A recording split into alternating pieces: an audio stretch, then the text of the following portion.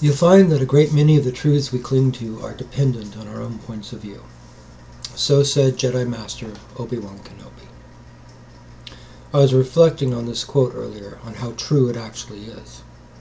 Truth is communicated by language, but language is not a one-way street. With the recipient of that language, it is just noise being made.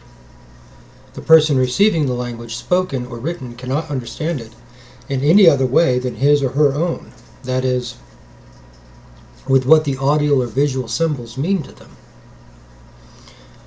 That is, a message spoken will always be filtered through the point of view of the recipient, through their own experiences, culture, and yes, language, and the many differences in word meanings and personal understandings of those word meanings.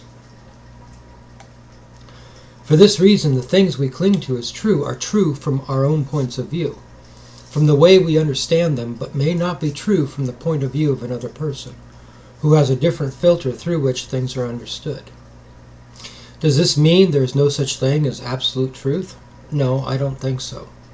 Absolute truth is like the old illustration of the blind man trying to describe the elephant. It exists, but we're all describing it from our own filters and points of view.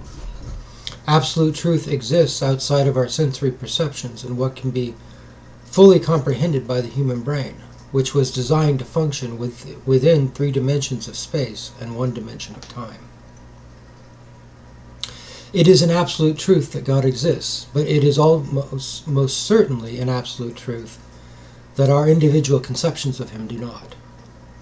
That is, how we picture God within our minds is a construct of our human brains, meant to enable us to work with the idea of God.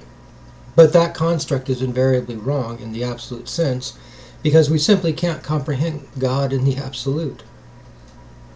Thus, our conceptions of Him amount to little more than images which we create, some of them perhaps closer to the reality than others, but none 100% on the mark.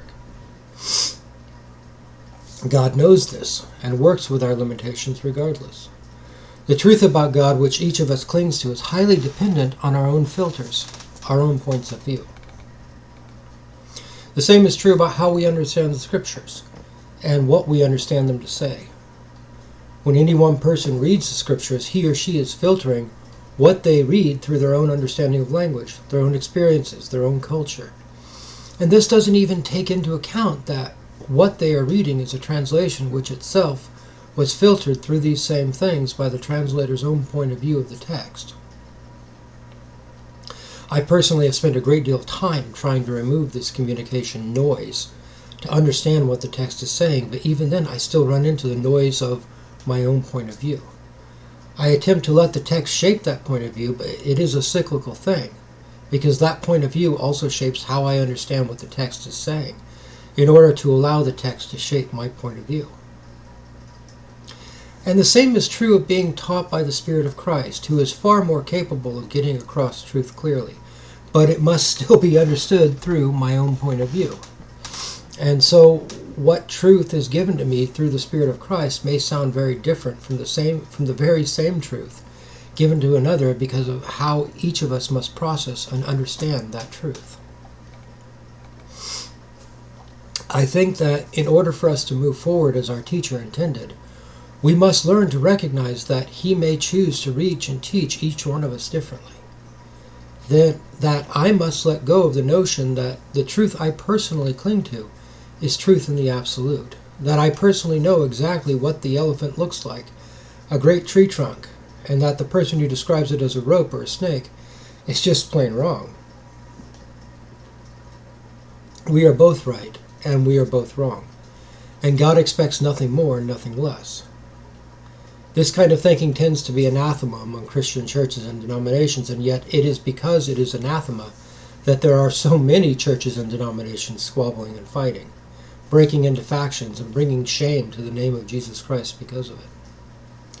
I know that there are many things which I am right about, but like the blind man and the elephant, I am only right about that small portion I have felt around, but have not seen or experienced the whole. I cannot fully see it or comprehend it through the point of view of another, only my own. I can try and approximate the other's point of view, but I cannot really understand it as they do.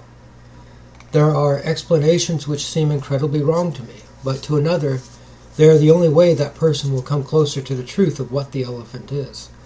And I must learn to let go of the notion that my truth is true in the absolute.